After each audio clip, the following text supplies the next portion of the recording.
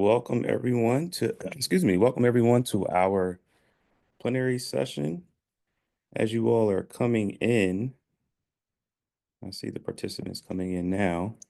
As you are coming into this virtual space, I just invite you all to ask questions. We're going to hear from some really interesting. We're going to hear from two of our presenters on some really interesting topics, and I think that you all will be um, really intrigued by the message that's being presented today. I'm Dr. Kendall Moody. I'm an assistant professor in the School of Social Work here at Howard University. Um, and the title of our plenary session is Stigma No More is 2024. And I think that's a really fitting title for what we're going to present here today. So again, as you all are coming in, I invite you all. This session will go until about noon. Okay. And we invite you to ask questions. Use the Q&A feature in the chat or uh, in the portal, and I'll field those questions, and we'll go ahead and get started here. So we'll start with our first presenter, Allison Nickel, who's Juris Doctor, Director of Legal Advocacy in the Epilepsy Foundation. And she will share a story which focuses on a pilot campaign to address stigma associated with epilepsy in the Hispanic and African American communities and to address the criminalization of epilepsy by training law enforcement officers. Again, a really interesting topic. So I'll turn the floor over to you, Allison.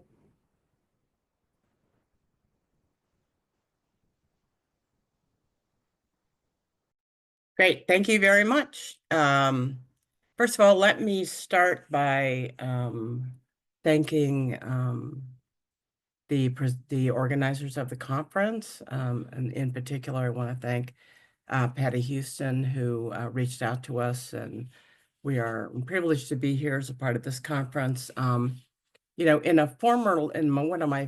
most of my former life, actually for the past 3 decades, I have been working also on HIV law and policy issues, first at the Justice Department and then in the private sector. So I also want to thank everyone who's presenting at this conference, everyone who's attending, for all of the important work that you're all doing in the HIV law and policy space. I'm going to talk about 2 specific subjects, as you just heard. One of them being our nationwide media campaign around stigma and epilepsy, and the other, the criminalization of epilepsy by law enforcement. But before I do that, I just want to give folks who may be unfamiliar with epilepsy and the challenges that it presents to folks who have it in terms of stigma and its twin sister discrimination. I am a generalized disability rights lawyer, and so I did a little bit of work on behalf of folks who've been discriminated against because of their epilepsy when I was still at the Justice Department. But I didn't really have an understanding of the profound impact that the stigma against epilepsy and the discrimination against folks really has on this broad swath of people. Stigma and discrimination against people with epilepsy, and I'll just talk about it generally in kind of 2 spaces. The first, of course, is the education space. You see in the education space a lot of bullying of kids when they are young on the basis of their epilepsy. They struggle to get schools to address that. They also struggle to get schools to address their safety in schools and the need for their medications to be administered. So we've worked actually in 25 states and had individual state laws passed so that they're called seizure safe laws to ensure that when kids with epilepsy are in school, they get what they need. People are trained about how to recognize and respond to epilepsy. And it also carries over to a certain extent into issues with higher education.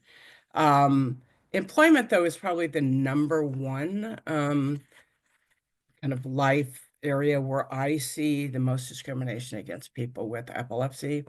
I'm going to tell you just a very brief story that I think illustrates the challenges that people have. A young man who just graduated from high school, and he was off to his very first job ever in the summer to try and get some money together for before he left for college. Now, lots of people with epilepsy have challenges in driving. And he was one of them. So he had to find a job that was within walking distance of his house. But he did, and he went to work in this restaurant. And I want you to understand, this is his very first day on the job, of his very first job ever.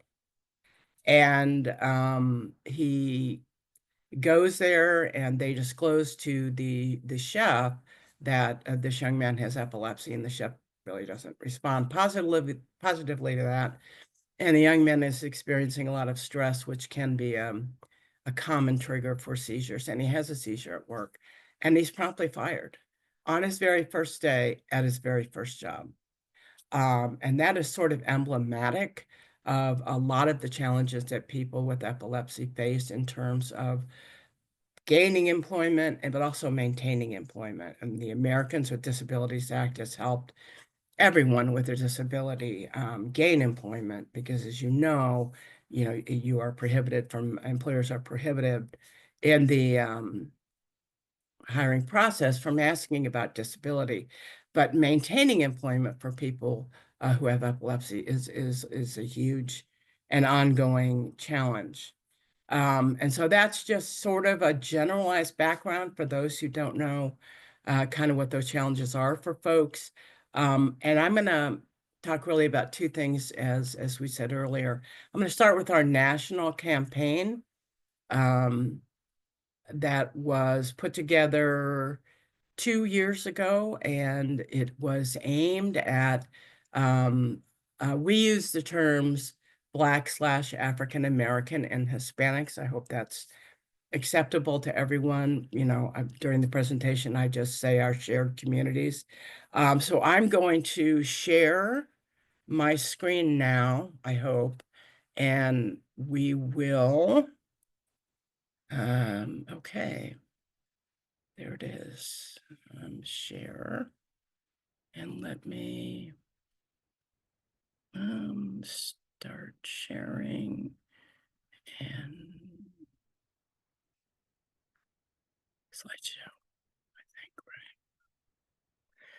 right? Okay, so if somebody can't see that, just let me know. Um, Yeah, Allison, we can see it. yeah, Did you want to click on that button that says from beginning if you want to share the actual presentation? mhm. I do. Just as soon as I can find that button, I'm And going then to do exactly. top left. Oh, yeah. Thank you so very much. No problem. Um, okay, so this is our national anti-stigma campaign, as I said, um, aimed at our shared communities of Black, African American, and Hispanic folks who have high rates, in part because they have high rates of epilepsy within those communities.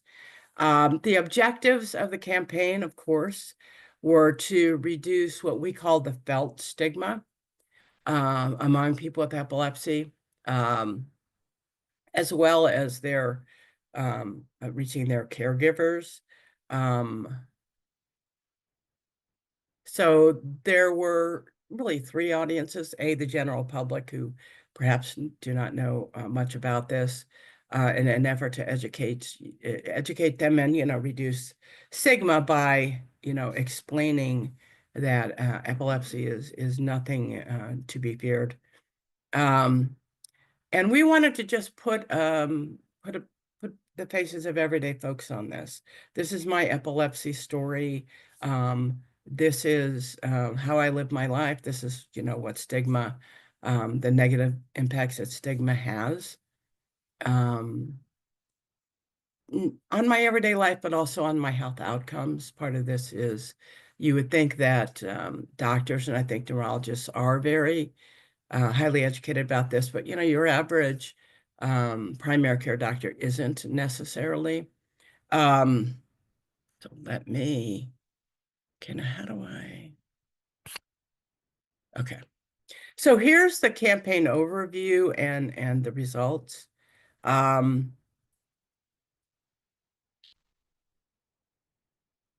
we did 30-second spots on CBS, the streaming platform Paramount, 15-second video and written posts on CBS Facebook, their Facebook channel for the target markets that we were talking about, and 30-second spots in CBS and WB affiliates, only in the city of Philadelphia because of the population breakdown there. We did work with iHeartMedia.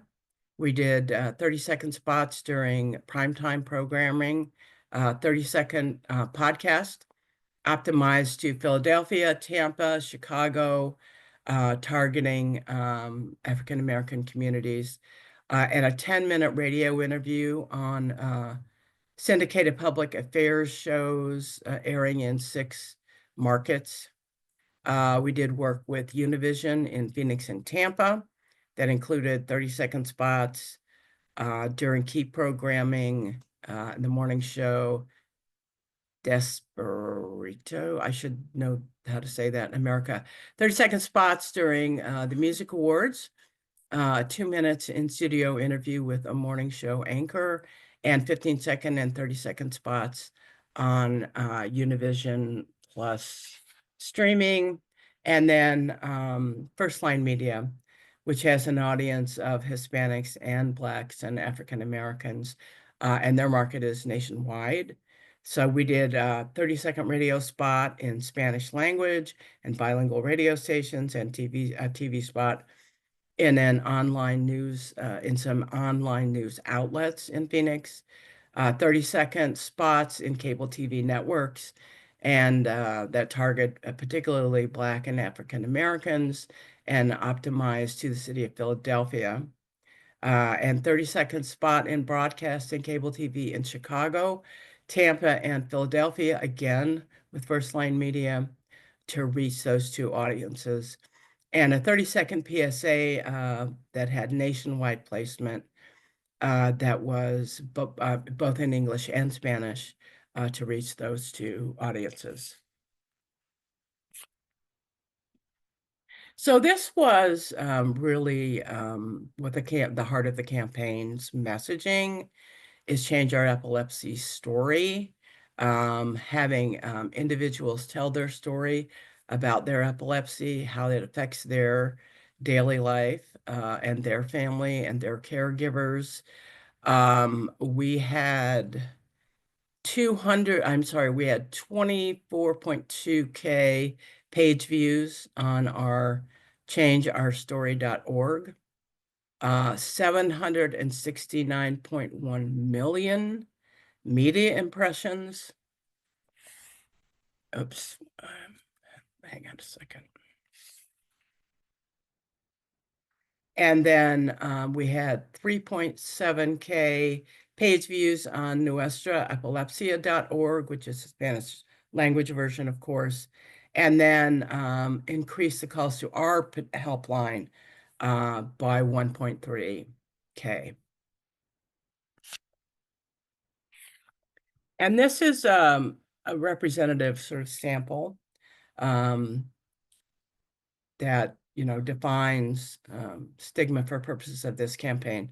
Enacted stigma, which refers to periods of discrimination by the public against those with epilepsy, as I spoke about earlier, and then felt stigma, which refers to the embarrassment, the emotional distress associated with being a person with epilepsy, and the fear that people carry with them because they see what happens around them and they understand and hear people's attitudes, usually on a lifelong basis.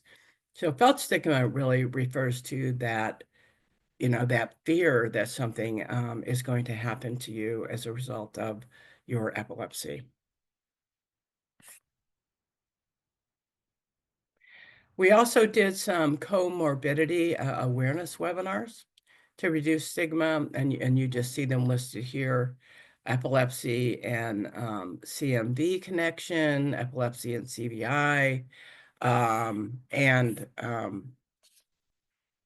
something I think we hadn't done a lot of before that was new for us and a very important part of this campaign, which was Black men, epilepsy, and stigma. We also had, this is just a photograph of some of our fantastic public health interns that helped with all of this important work.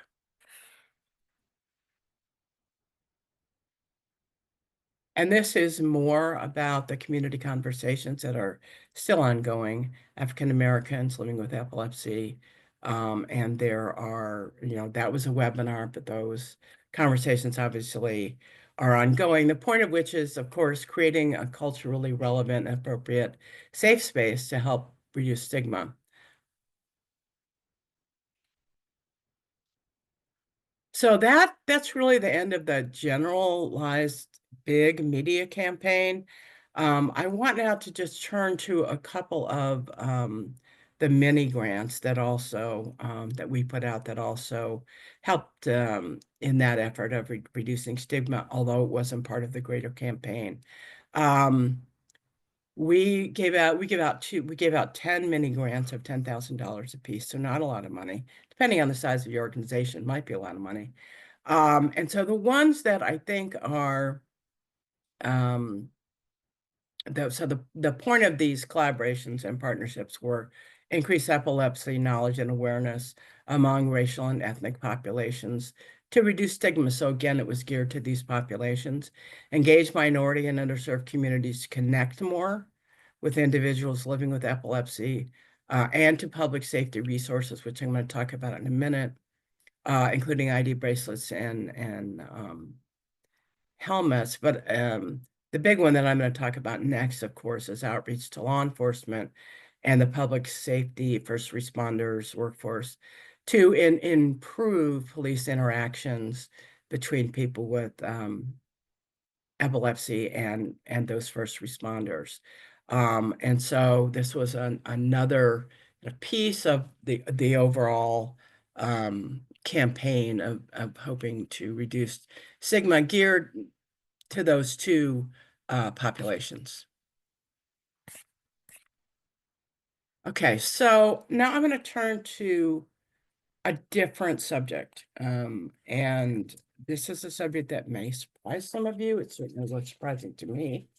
Um, I'm going to say that I'm going to frame it this way. I talk about the criminalization of epilepsy. Now, I know many, if not all of the people attending this conference are familiar with the criminalization of HIV. I certainly did a lot of work on that myself, and I know that there are many organizations presenting here who are still doing that great work in that space. So the difference, so the criminalization of HIV, as you may know, there are actually state-specific criminal laws that criminalize behavior on the basis that you have HIV, and many of them have been reformed. The Justice Department is now looking at the state of Tennessee and made a positive finding on a side of the good guys. About one of their HIV criminal specific laws. We don't have we don't have epilepsy specific criminal laws, and yet epilepsy is nonetheless criminalized. And again, I'm going to start with a story.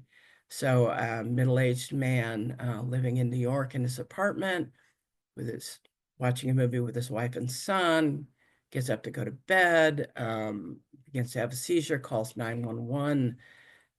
The police, when they arrive, know that they are responding to a call about a person who is having a seizure, having a medical emergency in a seizure. Police officers arrive.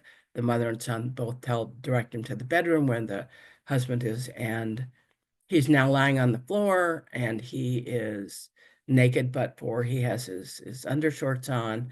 So it's very clear to the officers he doesn't have a weapon, and there's a medical emergency.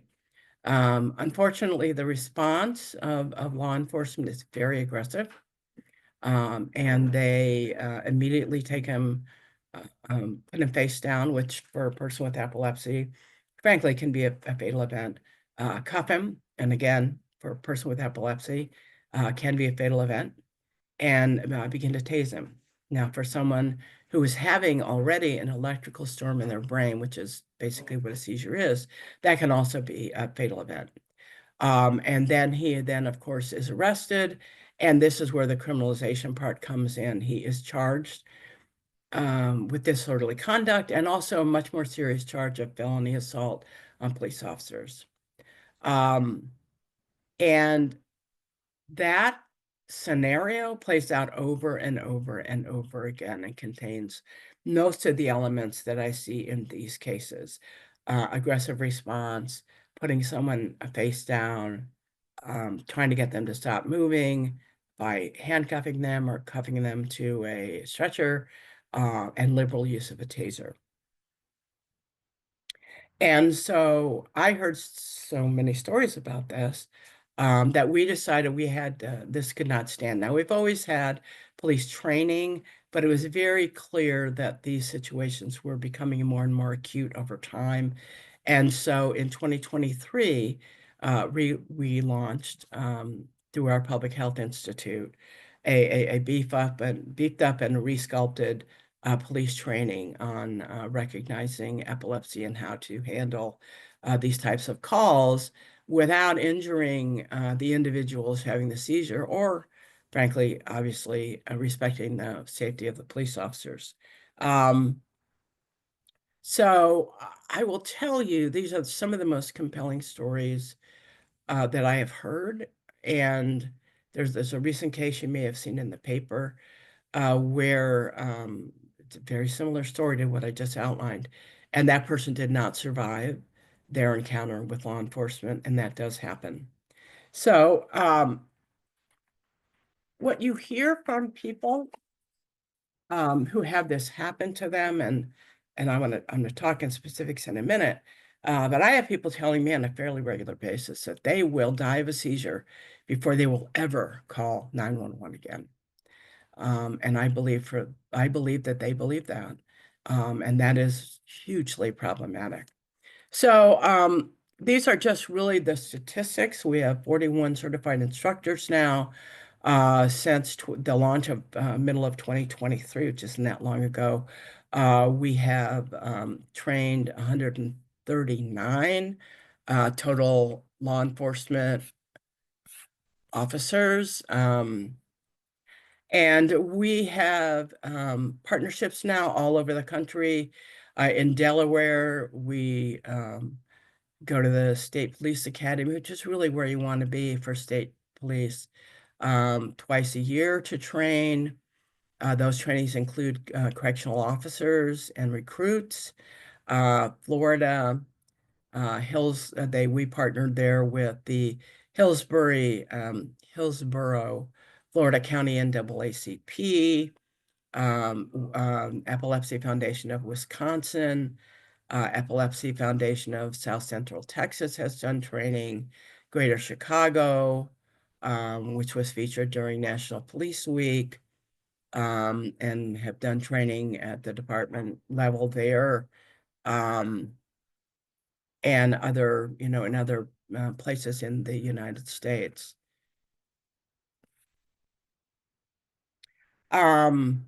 This is just a testimonial from someone who we had worked, our Michigan office had worked with, who had this kind of experience I had just described. And he now is so frightened to go out of his house. And was a pretty young guy. Um, he doesn't want to be in public anymore. He has all of his food sent to his house. He's working remotely because he's terrified that he's going to have another seizure in public and have a repeat of the trauma that he had with these law enforcement officers. And he was, this happened when he was driving and he was pulled over and all the things I just talked about and arrested for DUI, even though there was zero proof ever that that was true, and it was badly it was a very adverse interaction with law enforcement. And you hear these stories over and over and over again. So that really is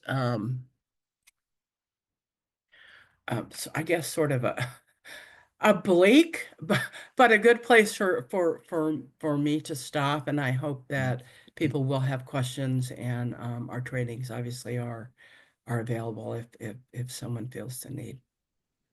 Thank you. Thank you. That was really interesting because you don't think about the interactions that people with epilepsy have with law enforcement. And I have a few other questions that I'll ask after our presentations. But thank you. That was a really good presentation. Really good presentation. Thank you. Thank you. You're welcome. Again, I just want to stress that if you do have questions, you can use the Q&A tab to ask questions, and we'll field questions after everyone has presented here. So thank you, Allison, for your presentations. So we're going to switch gears a little bit, and we're going to transition over to Dr. Irvga Kainak. Dr. Kainak is an assistant professor of psychology, social sciences, and psychology, co-director, awareness and community engagement lab. And Dr. Kainak her talk is going to focus on the first year of Life Unites Us, a statewide opioid stigma reduction campaign. So I'm going to turn the floor over to you, Dr. Kainak. Thank you so much, Kendall. Let me share.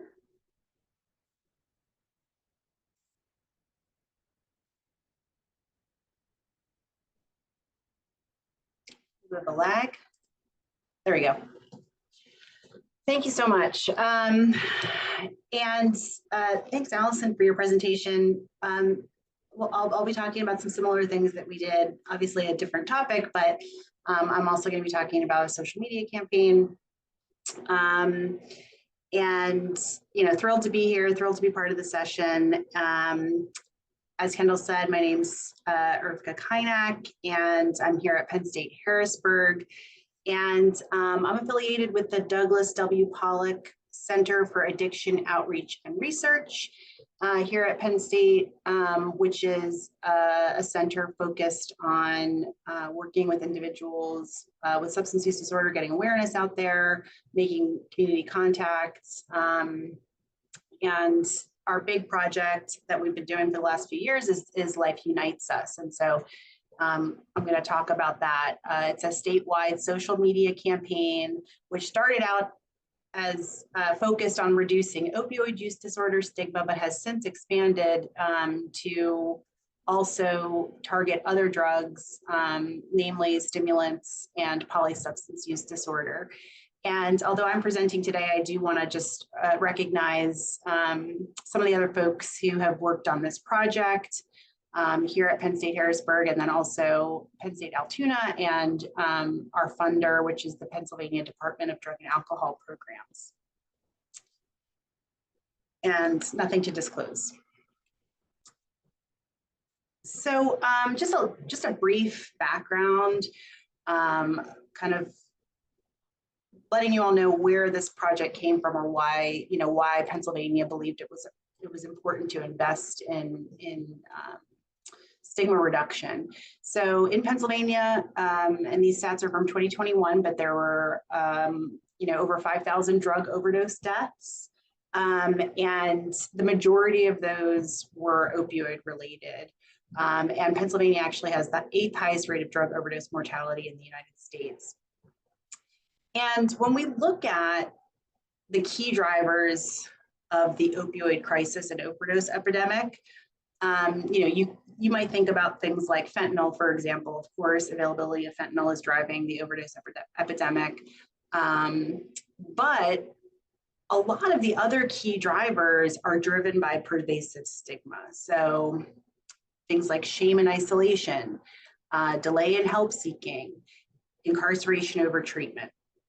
And so when we're looking at some of these barriers to making some kind of difference with the opioid crisis and overdose epidemic, stigma really does need to be addressed. So back in 2020, we were the first state in the country to actually address opioid use disorder stigma, and we use this evidence-based approach, which I'm going to talk about. And the campaign, the project overall has been a partnership between Penn State Harrisburg, Penn Pennsylvania Department of Drug and Alcohol Programs, and then 2 other nonprofits. So the Public Good Projects actually are the organizations, a nonprofit that actually developed the campaign and maintains the campaign. Penn State Harrisburg kind of coordinates and does the evaluation of the campaign. And then Shatterproof has been integral in helping with our community engagement and impact. So what is Life Unites Us? So Life Unites Us is a digital campaign, and its aim is to reduce stigma towards people who misuse substances, with the ultimate goal of decreasing opioid use disorder and increasing treatment seeking among those with opioid use disorder. So how does the campaign try to do that? First, we try to increase knowledge. So increasing knowledge about opioid use disorder, as well as increasing knowledge about recovery, that recovery is possible and actually probable with the right support. We also aim to improve attitudes, so attitudes towards people who are living with and or are in recovery from opioid use disorder. And then we also focus on behaviors, so increasing self-efficacy to other people, right? So to provide support and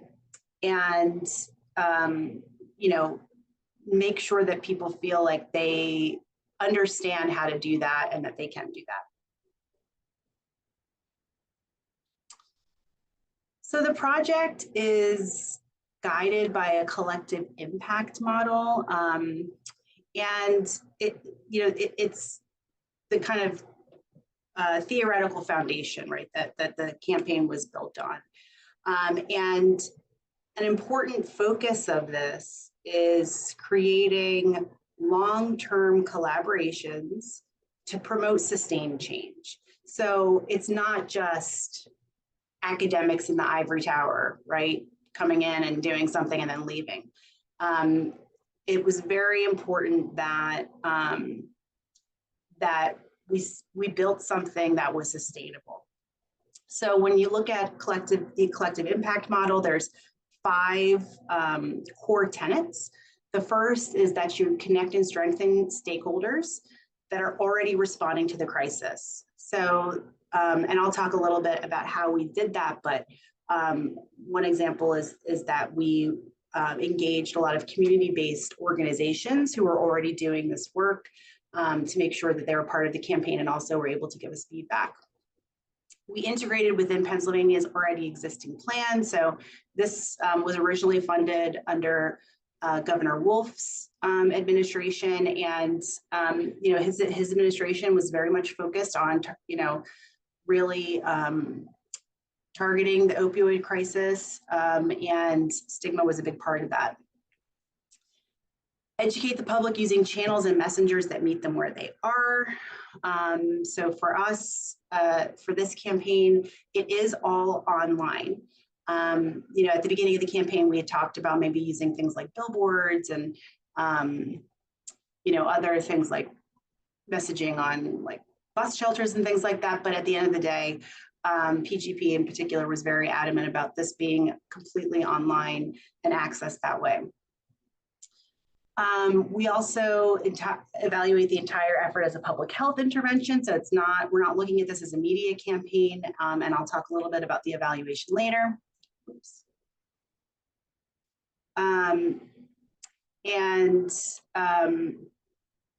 Yeah, okay. So that's I'm missing one. Oh, for some reason it didn't come up. So the last key tenet is that we have continuous communication to develop trust and open dialogue. So, and that's between the backbone organization, which is Penn State Harrisburg, and then the other stakeholders involved. So part of that is, you know, we have a collective impact committee that meets regularly.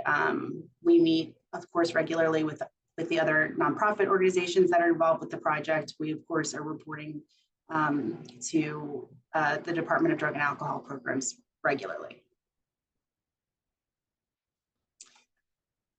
So one thing I wanted to talk about, or mention before I go into the campaign, is that an integral part of the campaign is that it's contact-based. And why is that? So when I say contact-based, I'm sure many of you are familiar with this. This audience, you all are very familiar with stigma and addressing stigma. But contact-based campaigns use personal stories from people who are impacted by a stigmatized issue. And for people with substance use disorder or who are in recovery of substance use disorder, it was very important for us to include them as part of the campaign and include their voices. We know that it's really important to share these stories to reduce stigma because often there's little contact, right, between people who have a stigmatized condition and people who don't. And that can foster things like discomfort and fear in people, who are kind of outside of that group. Contact-based approaches have been shown to humanize and boost self-esteem for people who are stigmatized, as well as reduce social distance. We also know that these types of campaigns, the successful ones anyway, really do identify, prioritize sources of stigma, and they try to change the behavior of those critical influencers. So I'll talk a little bit later about how we've expanded to reach different audiences who might be impacted by these stories. And we also know too that peer learning can be effective in reducing stigma. So, we know that means that, peers are kind of well positioned to foster behavior change. So I'm going to talk about the first year of the campaign. And the first year of the campaign focused on opioids. As I mentioned, it's a contact-based campaign, but we also it is also information-based as well. But campaign content consists of testimonial videos from people who have experienced substance use disorder themselves, or individuals whose loved ones have experienced a substance use disorder. And then we also use these static images that feature educational substance use disorder, stigma-related messages and quotes. Additionally, the campaign also provides media assets for community-based organizations. We have a website that has resources, and that also includes a searchable video story library. Digital metrics are analyzed using Google Analytics monthly, and then content is updated to reflect whatever performance trends that PGP might identify. So during year one, there were 201 testimonials that were shared. So that's unique testimonials, 3.9 million impressions, 1.2 million video views, over 100,000 engagements, over 1,800 followers across 4 platforms. And we also employed 51 social media influencers. And as I mentioned briefly before, we also have an advisory committee, so the Community Impact Committee. And the committee is comprised of people with lived experiences, and they provide feedback about the campaign, about the content, about any kind of issues that they believe that we should be considering. We also have, it started out as monthly webinars, then bi-monthly webinars that are specifically created for our community-based organization members. So, different topics that they're interested in and they want to learn more about. And We also have created toolkits, stigma reduction toolkits for partners, so specific to their region and area. And then we also created a community-based organization community grant program. So, so again, we wanted to really make sure that not only were we developing a campaign to reduce stigma, but we were also trying to provide our community-based organizations with the tools and resources that they need to be able to do the work in their areas across the state. So we have key messages in the campaign that target two audiences. We have our primary audience, and our primary audience is the general public. Yeah, you know, so the general public who might hold stigmatizing views. And we're trying to help them understand, again, that recovery is probable, that reducing stigma makes recovery more likely, that addiction is a treatable medical condition, that people with addiction are just like us, right? They have lives and jobs and families. And then our secondary audience is made up of those who live with opioid use disorder, or in recovery, or are loved ones of someone living with an opioid use disorder. And, you know, we're trying to help this audience understand that storytelling is a powerful tool to change the narrative about opioid addiction, that each and every story from across the state is going to decrease the stigma surrounding addiction, and that together, collectively, we have the power to end stigma of opioid addiction. So the campaign uses a variety of dissemination channels. Content is delivered 5 to 7 days each week across Facebook, Instagram, and that's supposed to, that I should have changed that to X. Sorry about that. Can't keep up with the name changes.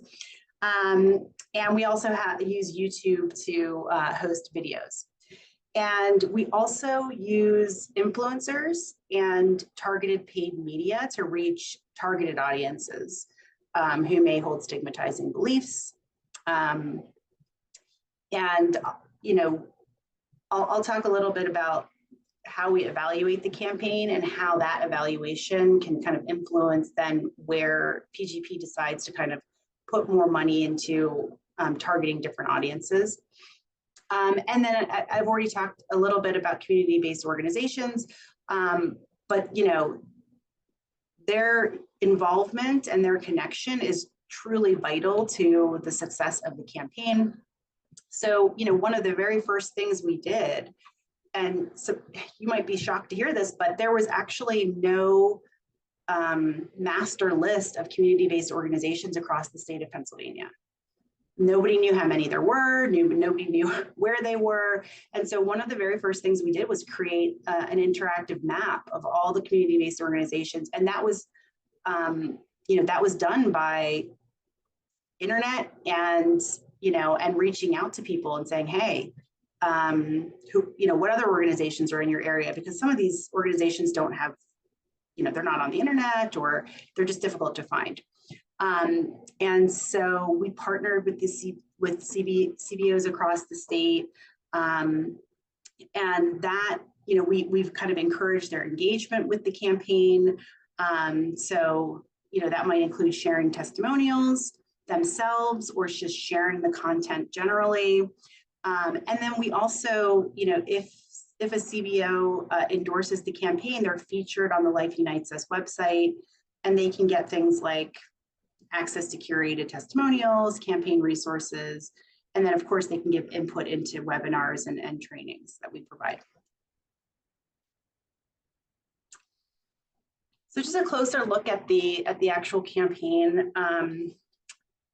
So I already mentioned that it's contact-based. We have the contact-based content, but it also merges education-based and merges with education-based and advocacy-based strategies as well.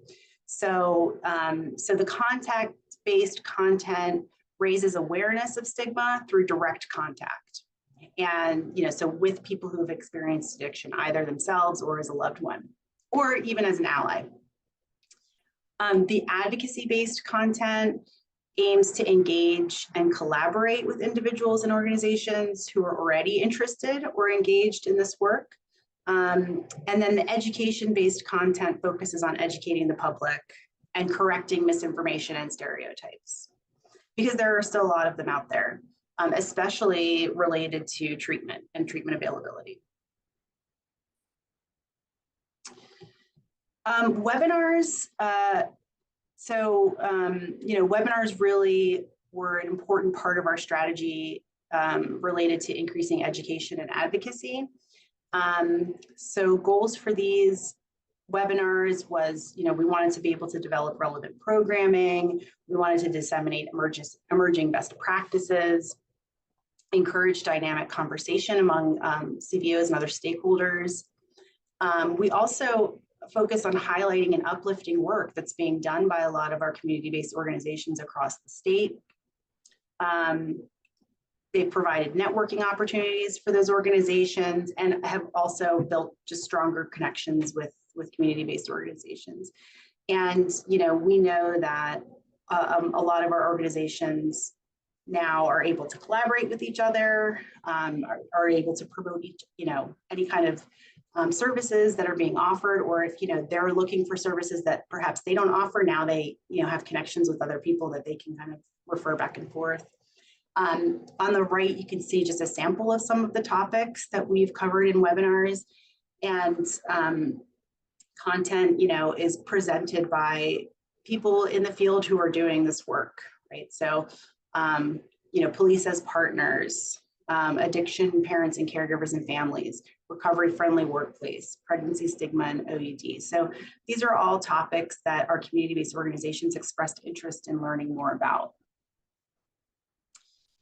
So the ongoing campaign development and evaluation uses an evidence-based mixed methods approach. And as I mentioned, Penn State Harrisburg is we are very much in charge of, or we do the evaluation of this. And it was important for us that PGP did not do the evaluation of their own campaign, right? So we wanted to be an independent organization evaluating what was happening in the campaign.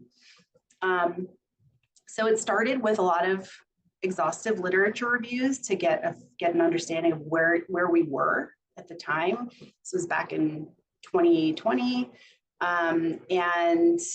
Although stigma research has since exploded in addiction, at that time, it was very limited, and a lot of it was based on mental health literature.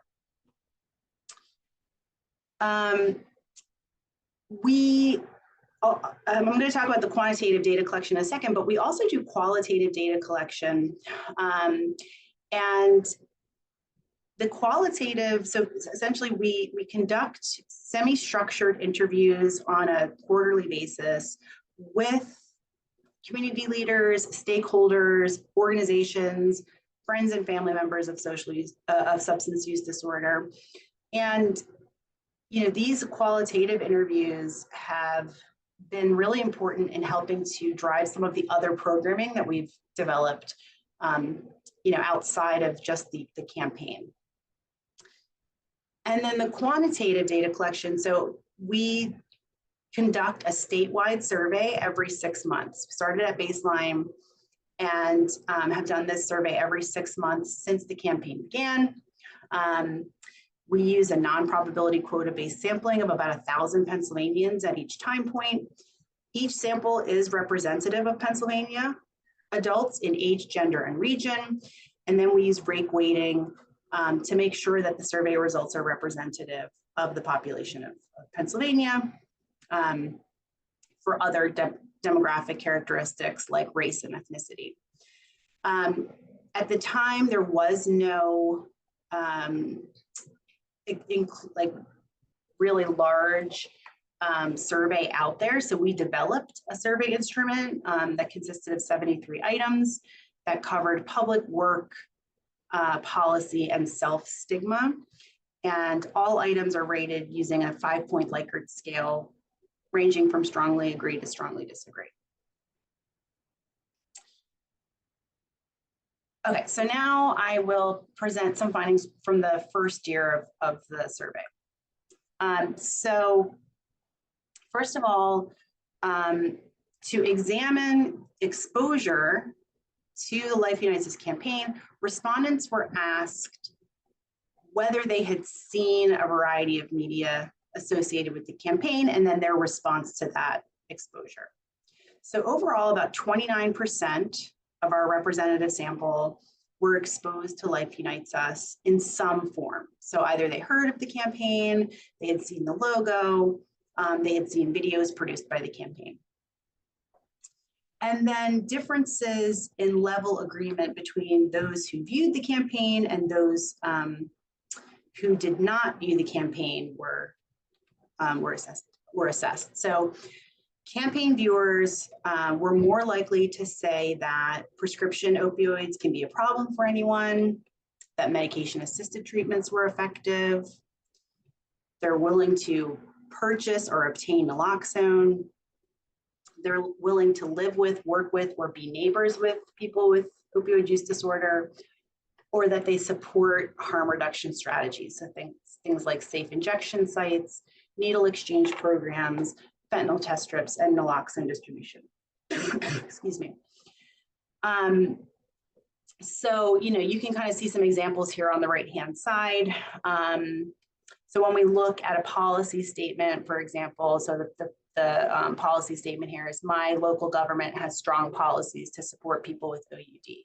So among people who were not campaign aware, 17.2% of those people agreed with that statement, whereas we can see with campaign aware, it was much higher at 35.5%.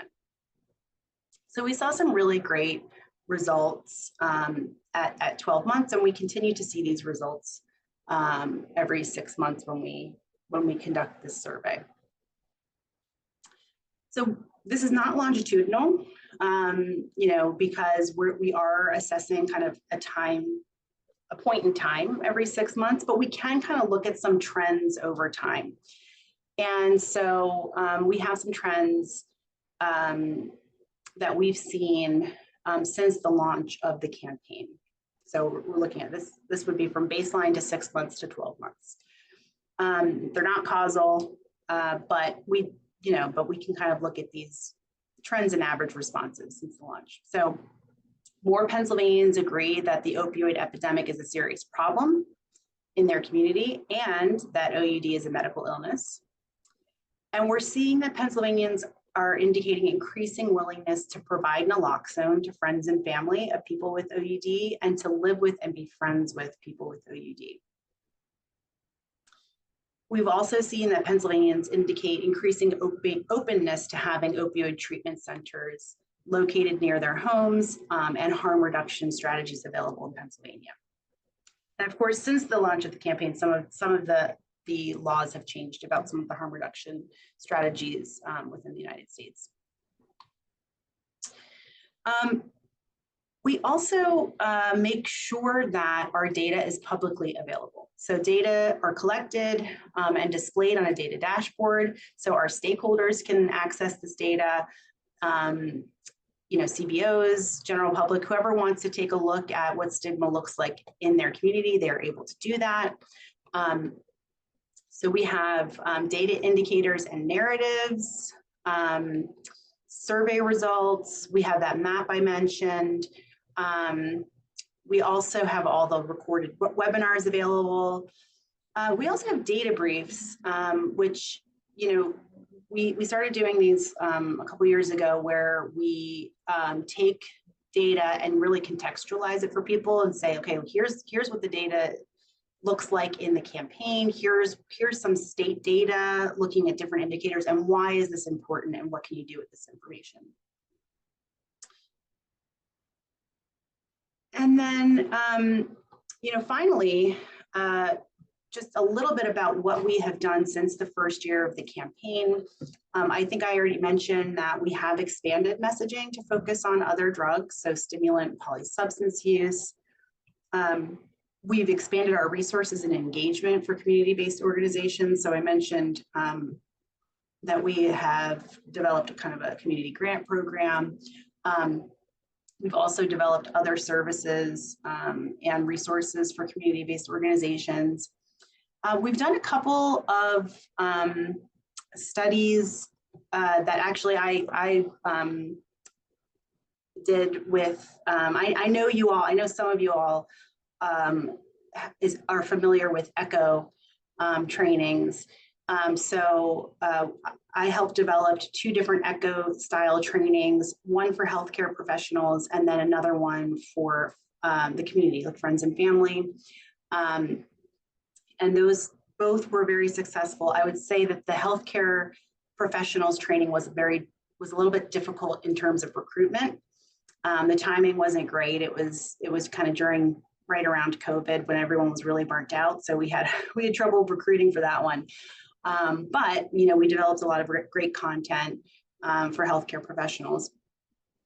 And then, moving forward, looking into the next year, we're hoping to develop a family resource center, which has come up with, especially with our qualitative interviews with family members, just the lack of resources and how stigma drives that, or just not knowing where to go, right? When people do need help. The Department of Drug and Alcohol Programs really wants an increased focus on intersectionality and substance use stigma. So, how do we address multiple, intersecting identities and how that impacts or increases stigma in people with substance use disorders? And they also want to focus more on older adults who are, definitely an emerging population that is struggling with substance use disorder as well. So that is it. Thank you very much.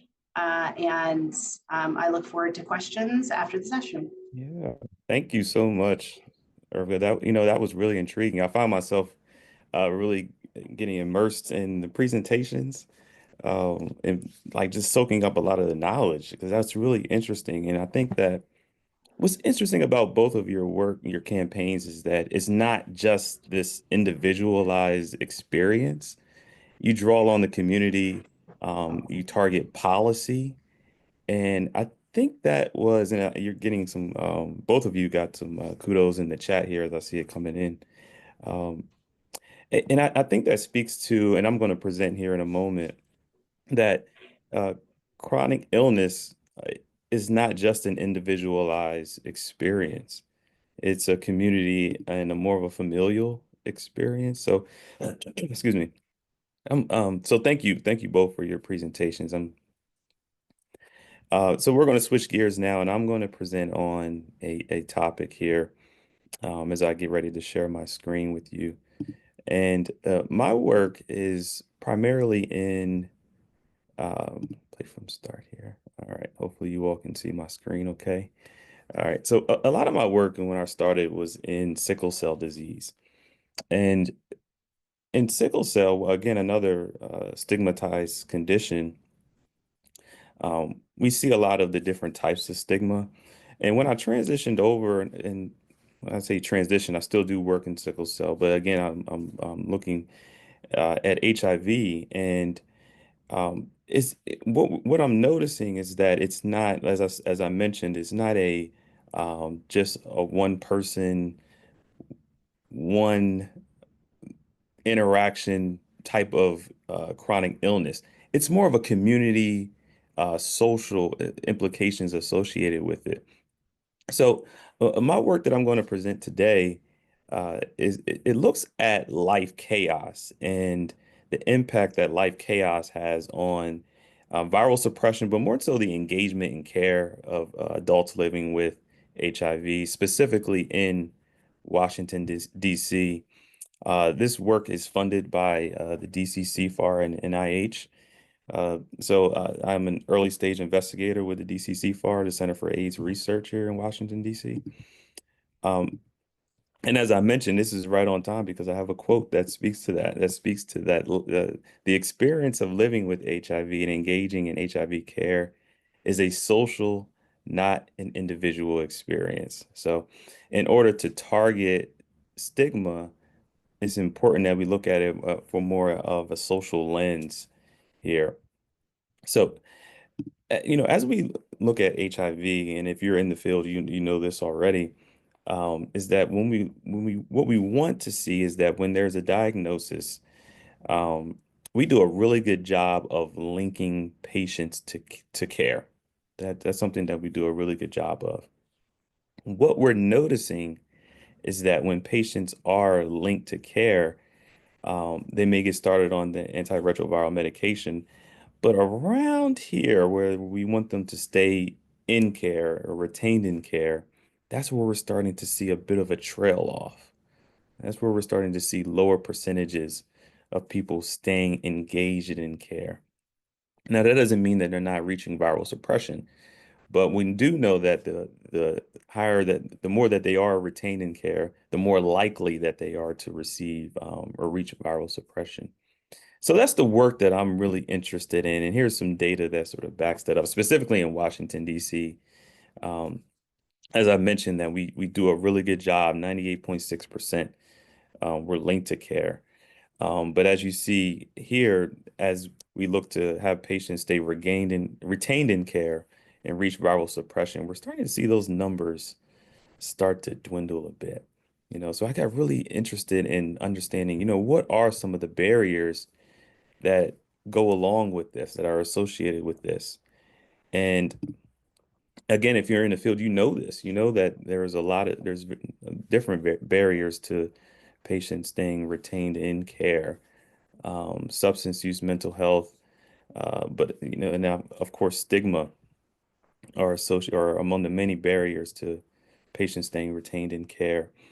Um, so in speaking to some, I actually had a student who is working with patients with HIV, and I was talking to one of my students, and I was just trying to get an understanding of, okay, so what are you seeing? What are you seeing?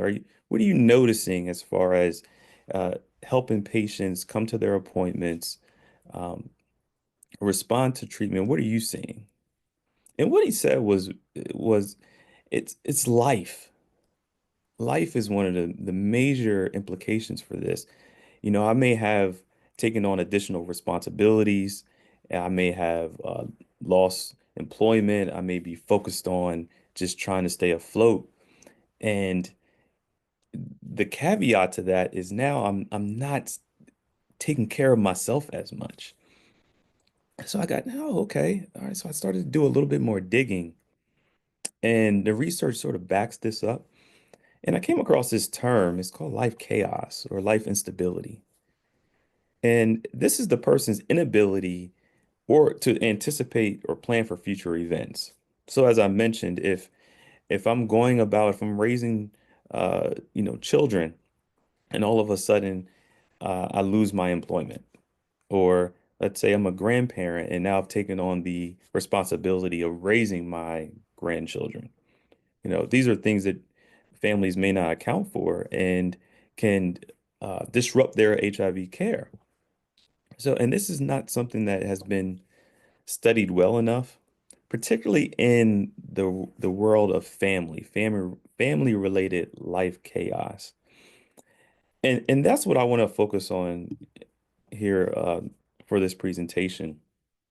A lot of my the work that I've done in sickle cell disease has looked at family, the role of family, and particularly parenting stress. So saw that as the stress of the caregiver increased, then the health of the child with sickle cell was at risk. And that really highlighted the importance of having some of that family support. And some of the literature suggests that family support helps with engagement in care, improve mental health, and we also see that it helps with viral suppression, which is the ultimate goal in HIV. So the research that we're doing, and I say our study because there's a team of us that are putting this on. I really wanted to understand the connection between family related life chaos. So not just life. I understand life stressors can impact care, but I'm looking at family related. So, for example, divorce or taking on additional responsibilities such as raising children.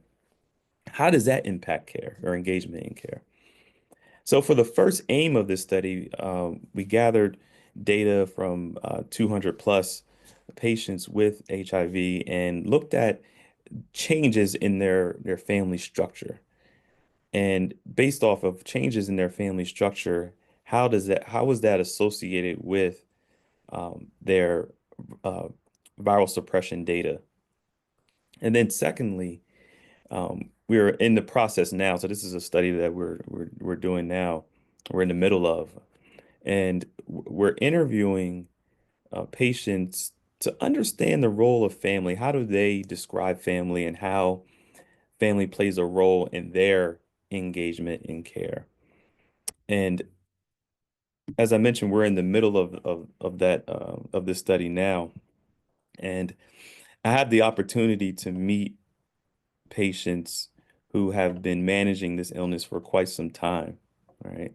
And they come with some raw stories, some true stories about how their family shows up for them. But what's really interesting about this is that while the study doesn't particularly go down the path of looking at stigma directly, in doing some of and conducting some of the interviews, it just comes up. It just comes up as a theme, right? So here's one patient that I interviewed, and the question that I asked was, "Do your family members offer help, or do you ask family members for help during stressful times?" I was trying to get a sense of the role of family again and how family shows up for patients. And this patient says, they don't know about my status. And she goes on to say, I don't want them to know because I fear that they'll treat me different. So that fear alone of stigma, um, it stops the patient from asking for help from family members. And this is a patient who describes her family as very close. They have a close relationship. They talk often. They spend holidays and birthdays together, But even just that fear of being stigmatized has prevented the patient from even disclosing this. And then there was a lot more that went into that interview. But this really stood out. This really stood out. And this is a different patient that I interviewed. And I asked, is there anything that can be done differently in relation to family and patients with HIV? And it was more of a broad question that I was asking because I was really trying to see where the patient went with that question. And the patient, again, very honest. It says, I just think we need to treat everyone the same regardless of their condition. How you treat people can really mess them up. And what I got from that was how you treat people can really impact their engagement and care, can really impact their mental health.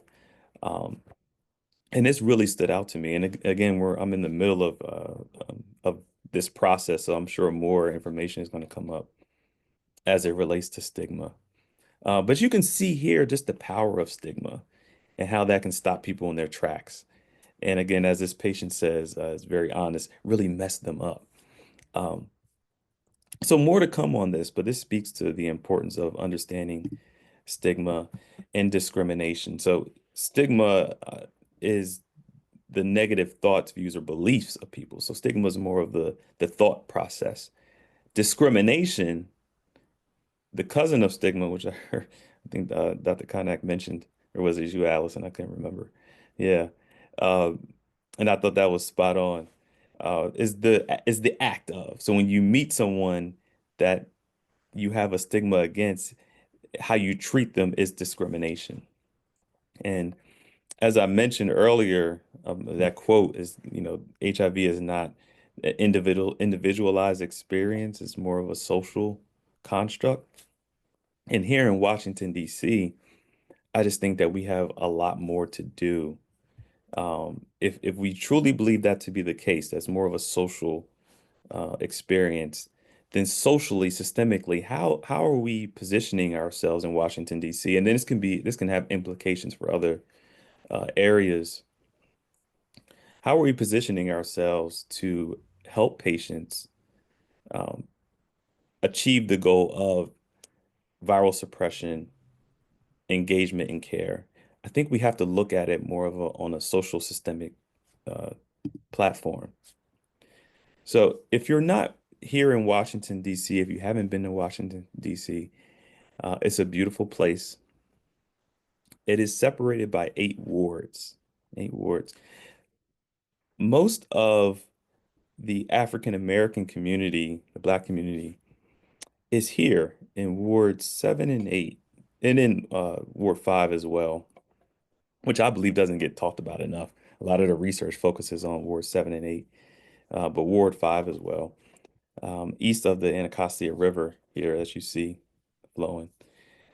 So this is a map of Washington, D.C. In the next series of slides, I want to just show you how, and I didn't include everything just for the sake of the presentation and time, but I just want to give you a snapshot into how um, there's more of a systemic problem that impacts patients with HIV specifically, but it doesn't have to be just patients with HIV, uh, issues that are impacting the African American community as a whole. So I went to Google and Google Maps and I typed in mental health clinics in Washington, D.C. just to see what popped up. Okay. I know it's kind of hard to see this map here, but there's a dotted line that goes up here. And Ward 7 and 8 is right here. If you can see my mouse and cursor, Ward 7 and 8 is here. Ward 5 is over here. And you can see the red pins clustered mostly in a separate ward. And you don't see as many of those red pins in Ward 7 and 8. Definitely don't see them in Ward 5 as much. All right. Um, hmm. So, did a little bit more of a deeper dive here. And I looked at grocery stores. It's grocery stores. Full service grocery stores. Okay. And I looked at clusters because if you look at the map as a whole, oh yeah, there's plenty. But if you look at where they're clustered, they're mostly clustered in the center of Washington, D.C., and not as much. And I think Ward 8 got one maybe a year ago. I want to say a little. Yeah, they got one not too long ago. But if you, not much in Ward 7 and 8 here. Okay. And if I'm thinking about just life, if I'm thinking about grocery shopping, if I'm thinking about managing all these other things, and I have to travel so far, or maybe not, because if you go to Google and type in convenience stores, you may see a lot more of those pop up in Ward 7 and 8. But think about the price that you have to pay for eggs or milk at a convenience store versus a fully functioning grocery store. So this is really interesting to me. Um, so again, I continued my deep dive here, and this is the last slide. Oral health, which is really important in managing the care of patients with HIV. Again, you see the clusters here. The clusters are more centered in other wards and not much in the areas that I think could really benefit from it. I don't know if anyone can really argue against that. So if we truly believe that HIV, substance use disorder, epilepsy are not just an individualized experience and more of a social experience where it's more of a systemic issue, then I think that we can look outside the box and look at resources that can help just mitigate some of the stress that some of the patients experience.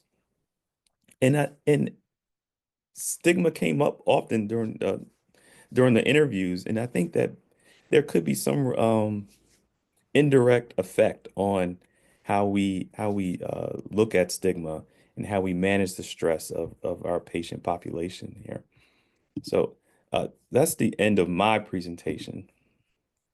Okay, so we're going to transition over to questions here, and we had some really good questions that came in as I was looking while you two were presenting. And I'm going to start with the first one. This one is for you, Allison. Okay. And Jack Harrison asked, generally speaking, when a person is having a seizure, 911 is called. Officers show up first. Should they stand back and wait for medical personnel to come in? First of all, that's a great question. These happen in really one of two settings. Either it's a family is calling and it's a family member, so first responders are entering someone's home. The other is a public space, right? And a stranger or someone at the H&R Block or whatever it is calling because the person's having a seizure in a public space. I think certainly it's a tough question, right? Because whatever we might want police officers to do, they often do not do nothing. That would be great if they could kind of recognize that this is not a situation they should be dealing with, and they should wait for first responders with medical training. It's also true that some medical responders some first responders with medical training do not do any better at responding to people in seizure state. I think where we get off track with law enforcement is that police officers are taught control the situation. Everybody has to stop moving. That's not possible for somebody who's having a seizure. And police officers mistake non-compliance or the behavior they're seeing, especially if so you have a seizure and then there's a post-seizure period where you're not really mentally present is the best way for me to talk about that. And police officers uh, observing that what they see is non-compliance with their orders, Mhm. maybe overuse of alcohol, maybe use of a illegal substance, and so they respond accordingly. So it's hard to say. I would whether or not they should stand back. In a lot of jurisdictions, there can be quite a time gap between the time the police arrive and the first responders. So I'm pushing training, training, training, training as much as possible. Great. I don't think there's really one answer to that. Yeah, yeah, and that's good training. I saw in your slide deck. Training for law enforcement officers seems to be really efficient. Now, here's my follow-up to that is what is it, and I think you partly answered this, when officers respond to that call and they walk in, is that what they're seeing? They're seeing non-compliance. Is that where the turn and they may act a little bit more aggressively comes from? Is that the thought of it being non-compliance? Based on our training, I think that's right. I think there's more room for that misunderstanding if the person's having a seizure in a public place and there's no person that knows them that can Hmm. kind of explain that the person is in a seizure state. I have to say I'm less inclined to give the police officers the benefit of the doubt on that, where it's a family member, like in the New York example that I was giving. The wife and the son were both standing there saying he's having a seizure, he's having a seizure, he's having a seizure. And they just absolutely refuse to recognize and act in accord with that. And you see that a lot, even when even the police officers are being told. Hmm. They just are not trained about how to appropriately deal with this kind of a situation and do exactly the opposite in many cases of what can help ameliorate, the situation. I mean, the case in the news most recently was a very similar situation. As a young man, father of two, Hmm. has a seizure. First responders are called. Police arrive. 5 police officers arrive, which seems like a lot of police officers for one guy having a seizure, first of all, which is part of the problem. And they've got family members, a grandmother, a mother, and his wife, all saying he's having a seizure, he's having a seizure, stop doing that. As the 5 police officers flip him over, jump on top of him, liberally tase him, and Mm, he did not survive his encounter with law enforcement. And mm, that's a situation where we've got family members saying, this is what's happening, you have to stop. And so I think you're dealing with some very strong instincts on the police officer side, as well as just an absence of information. mhm. Um, Mhm. So that's the best answer I can give you. Yeah, yeah. Thank you for that answer. This next question is for you, Irvga, and I think I'm gonna it's twofold because I have a follow-up to that because I'm actually really interested about this, and then my follow-up is for both of you, but directly to you. And this is from I hope I pronounced your name correctly, Marcelo Maya. And they say stigma is directed at users, but also as substances. No, isn't the word slash diagnosis disorder stigmatizing in itself? Yeah, so good questions. So yeah, so we actually added some questions to our survey to look at differences between substances. And so we asked the same questions, stigma related questions for alcohol, opioids, cocaine, and methamphetamine. Mhm. And as you might imagine, there were differences. Mhm. Alcohol is considered the least stigmatizing Okay. um, substance, Mhm. and by and large, methamphetamine was the most stigmatized substance. Mhm. So we do see differences in terms of what substance someone is using, and you know, it seems like yeah, that makes sense, right? Based on Yeah. what we know from at a societal level, alcohol is definitely much more socially acceptable, despite the fact that it's the substance that the most people seek treatment for and causes the most amount of damage. Mhm. Um, so yes, so there are differences based on the substance, absolutely. As for other words, and I noticed that Marcelo also asked about addiction being stigmatizing as well. Mhm. Um, we tend to try to use first person language. So the word disorder isn't stigmatizing in and of itself, because diagnosis with a disorder, you know, if you think of it from like a clinical perspective, usually we seek a diagnosis because something is interfering with our lives in a number of ways, right? So socially, you know, at work, spending a lot of time you know, engaging in whatever it is that's for substance use anyway. So you know, using the term disorder in itself, not stigmatizing, but making sure that you're saying individual with a substance use disorder. Mhm. As for addiction, you know, there are varying degrees as to whether people believe that that is a stigmatizing word as or not. Addict absolutely is a stigmatizing word. Addiction tends to be used when we're talking about the entire field, right? Because we're not only talking about substances. You know, you can include gambling in that. You can include sex addiction in that. You can include technology in that as well. So I generally tend to use addiction when I'm talking about the field, you know, by and large. And we also, we've been talking more about, you know, because because a lot of the language, you know, what's stigmatizing, what's not, has come from the ivory tower. Now, some of those people are people who have lived experiences as well, but we've becoming increasingly interested in what about people with a substance use disorder who are in recovery? What terminology and language do they believe is stigmatizing or not? Because who are we to say how they refer to themselves? Mhm. So it might be okay, for example, for somebody else to use the word addict because that's how they identify and that helps them in their recovery process.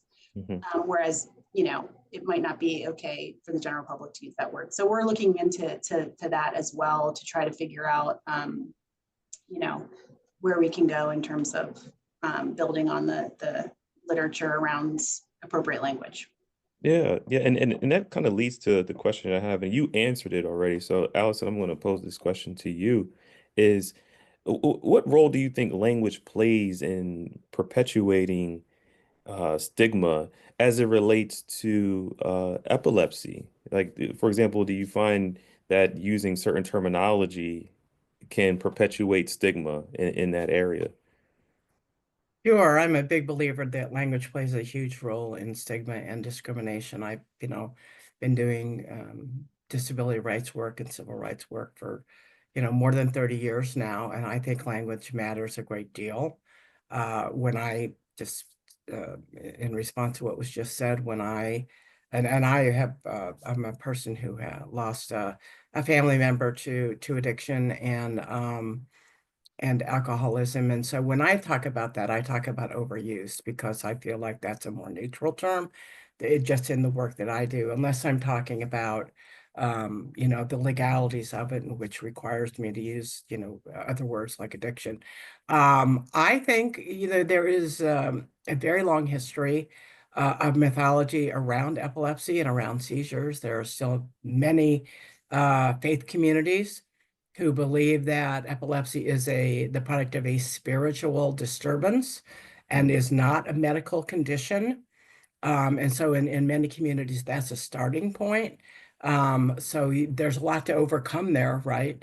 And so, yes, I think that when people hear the word seizure, it is a discomforting word to them. And that is a part of that's just part of the problem. There's an kind of an anticipatory nervousness around someone saying, I have a disorder that, produces seizures. Because there are two kinds of people in the world, in my experience, with respect to epilepsy, and that is the people that don't know anything and the people that think they know everything. And so most people's experience with epilepsy, unless they know someone with that medical condition, is, the person in high school band who had grand mal seizures and, rolled around on the ground having these big seizures. And they don't understand that epilepsy is a medical condition of one. It's very individualized. People have all different kinds of seizures, including seizures you only have in your sleep or seizures that can last 10 seconds. And so that it's that I think epilepsy, especially someone like me who's worked in the HIV space for more than 30 Hmm. years now, Hmm. I put it kind of right up there. Maybe not with the earliest stigma around HIV in, the late 80s up through the 90s, but it is as palpable and damaging, and it has been as difficult to resculpt the epilepsy story and to modernize people's thinking about it as any of the work I ever did on HIV. Hmm. Hmm. Yeah. Yeah. Kendall, And can I, it makes, sorry, oh, go ahead. No, I was go gonna ahead. say, can I add something? But if you want Yes, to, please. I was gonna say that, I think stigmatizing language is really a shortcut to othering people. Hmm. So, Yes. we Yes. tend to, if you hear the word addict, many of us have a picture of what an addict is in our head, and it's not a good picture. And, as humans, we look for ways to take shortcuts, right? And so when we use the word addict, we're able to just make a generalization about all of those people.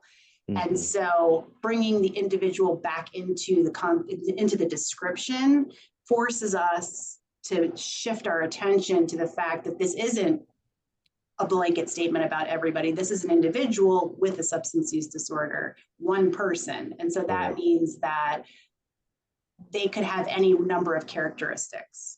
Hmm. I Correct. And completely, I totally agree with that. And, I describe a big part of my job as changing the movie that's playing in people's head when they hear the word epilepsy and seizure, mhm. and resculpting that. I completely agree with that. Yeah, yeah.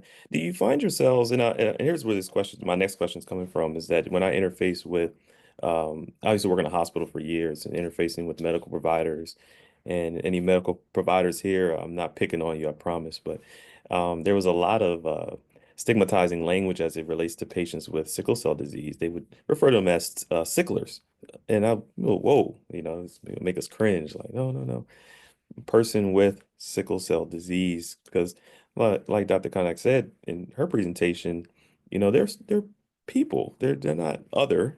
They're just people first. And I, do you find yourselves having to educate people who you feel like should know? And I use the word should, as you know, you shouldn't should, but do you feel like you have to educate people who should know better about the language that they use in referencing your given populations? Absolutely. Yeah. And I think that within the healthcare field, specifically when we talk about substance use disorder, it's going to also be specialty dependent. So you think about people who work in the emergency room, they are seeing a lot of people on their worst days, and they're seeing a lot of people with substance use disorder coming in seeking medication, lying about their substance use.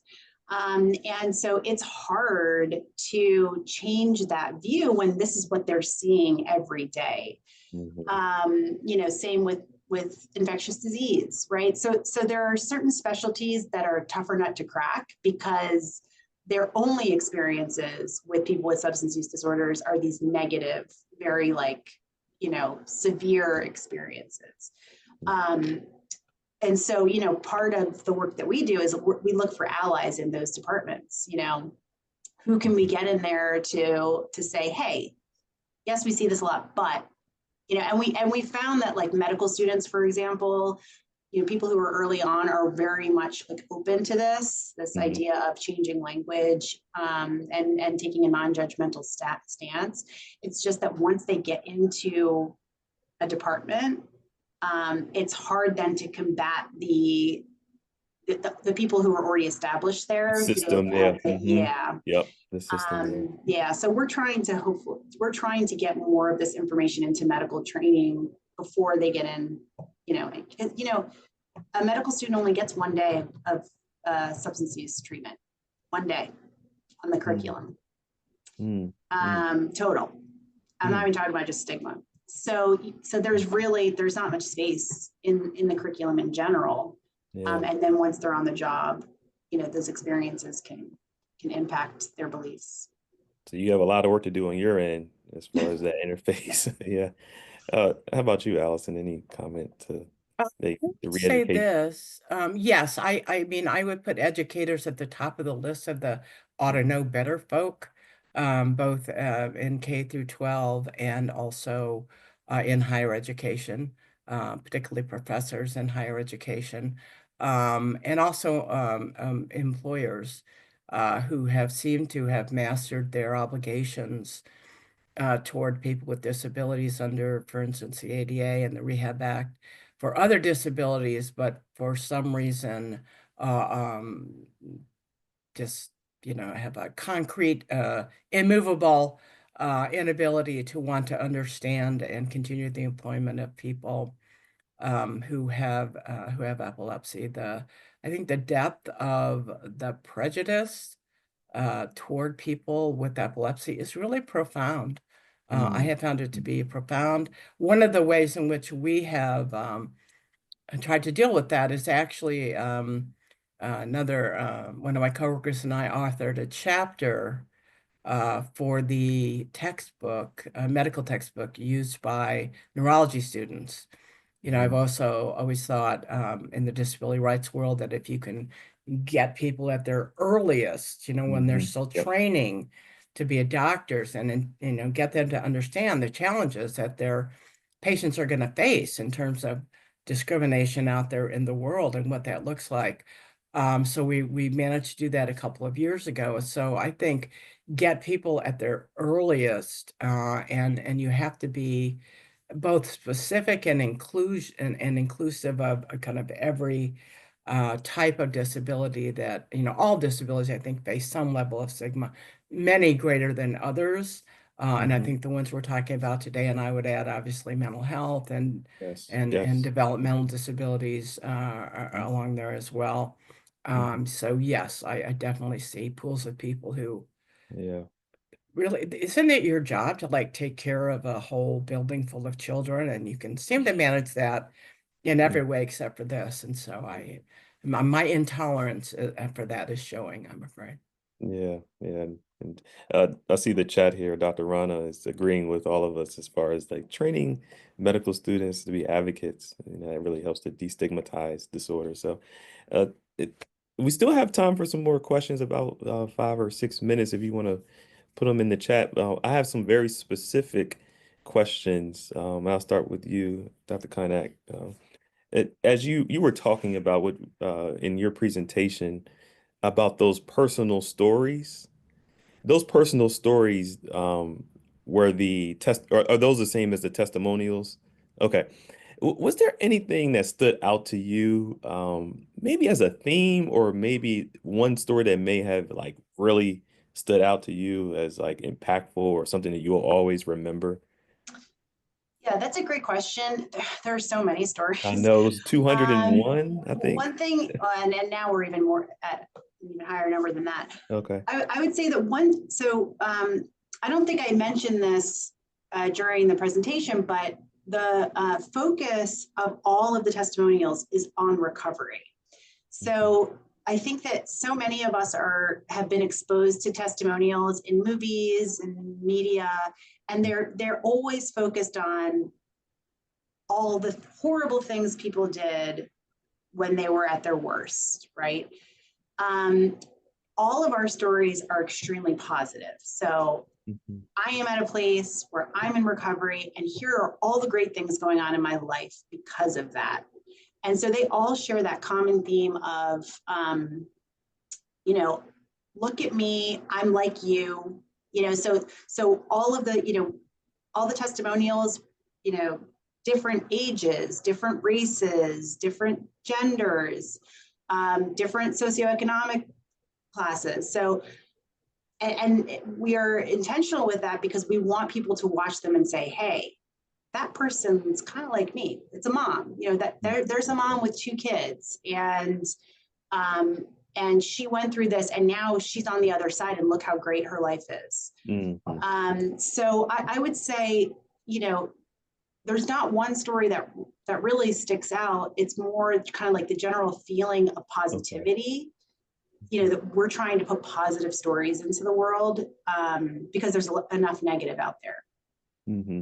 Right, right. It looked like from the results that it was really impactful. And if I'm thinking with my social work brain about how just the stories alone can help people build empathy and Mm-hmm. be open to the, okay, yeah, all right, it's not Yeah. that othering. It's like it's all of us here. Yeah. Yeah. And there's not a ton of research on, well, what is it about um, contact based kind of campaigns that actually changes people's thoughts and behaviors. But empathy is one of the things that I think Yeah. has the most support in that it's changing your perspective or your ability to kind of put yourself in somebody else's shoes, right? So Right, therefore, right. it's harder to say you don't want them in your neighborhood, or you don't want them to get services, things like that. Hmm. Hmm. Yeah, that's a really great point. Allison, I'm gonna shift over to you because your campaign, um, I noticed that it was mostly geared toward African American, Hispanic population. Were you seeing a disparity in the way that, and I'm thinking about law enforcement. So was there a disparity in the way that law enforcement treated that community with epilepsy versus how they engage with other communities with epilepsy? No, and let me answer it this way. I don't often know the race of the person who has Okay. been criminalized. So when we're having our conversation, is not a part of that.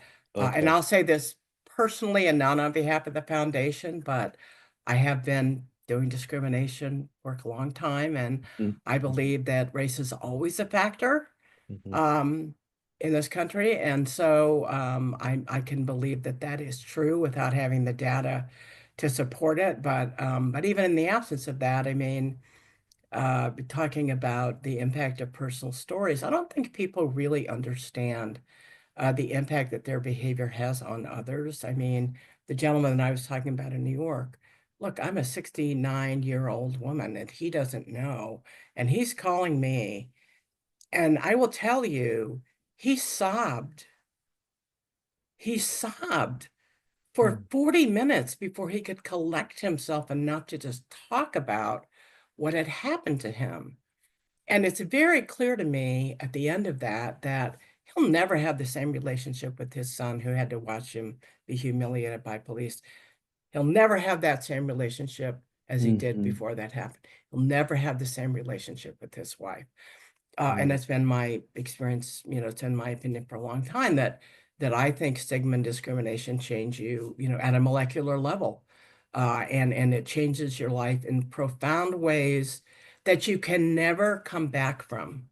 You know, Mm, many people, they may go on and they may survive, but they are not ever going to be the same person that they were. And I've seen this in a range of settings, yeah, and epilepsy is certainly one.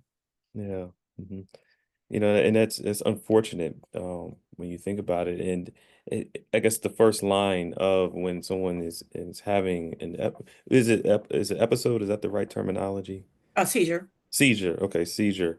And the first thing is to contact the law enforcement. And um, what are some alternatives, do you think, if people are fearful of law enforcement? Is there, and I think this question came up in the chat, is there anything that contacting maybe uh, I guess mental health provider wouldn't be efficient in that circumstance, but there are other alternatives to that? Honestly, I don't believe really there are some jurisdictions now who, who will maybe send counselors or other folks.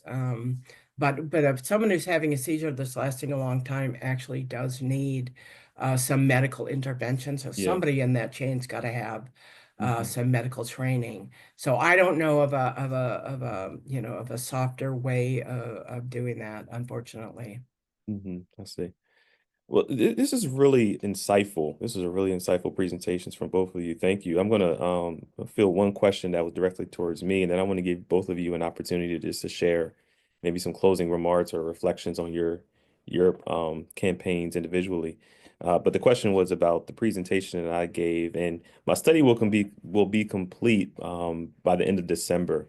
And yes, I had some really surprising results, which as an early stage investigator in HIV, I'm very open and new to this experience, and while I knew that life chaos was something that was impacting this population, how much it impacted them, I was really surprised by that.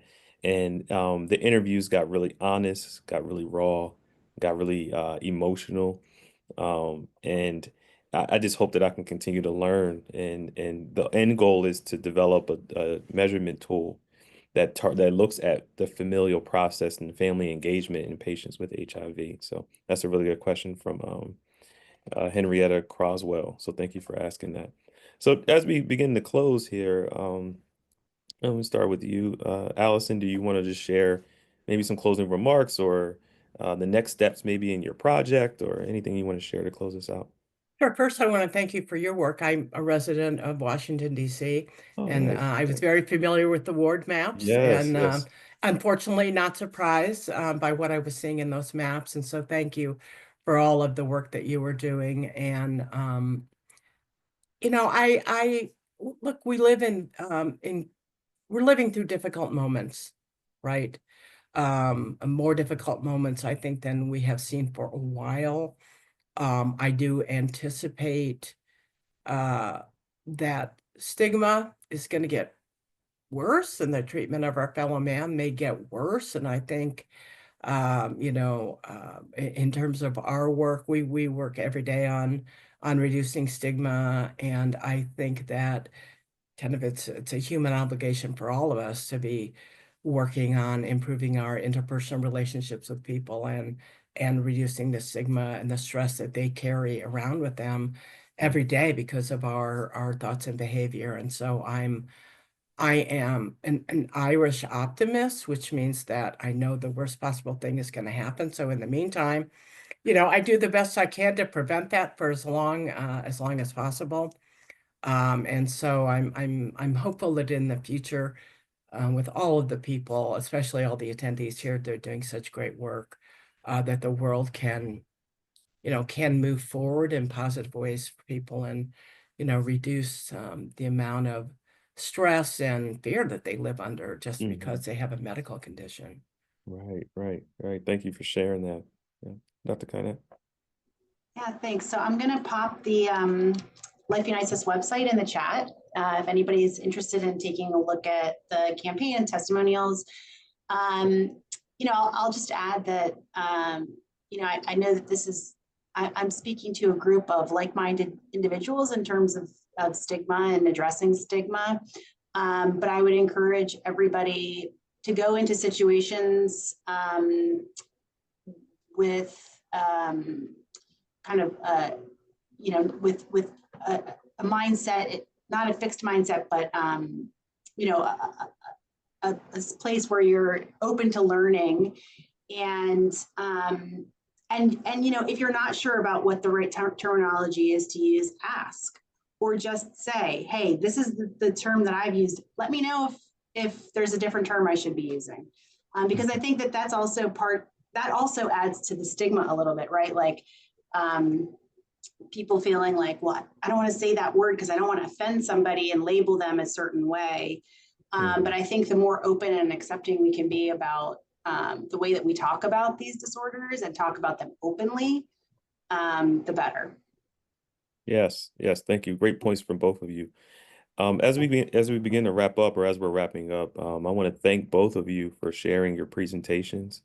Thank you to the team of people. There is a team of people that is working behind the scenes to put this conference on, and I want to thank them um, for helping us provide this platform to talk to you all about really important conditions here. So thank you all, and thank you all for staying and soaking up our knowledge. The attendees, we had over 100. And they were active in the chat, asked really good questions. So thank you. Thank you so much. We hope that you enjoy the rest of the conference. And thank you. Thank you again. And thank you, Kendall, for moderating and Oh, presenting. no problem. Yes, No problem at please. all. No problem. Bye, everyone. Bye. All right, bye.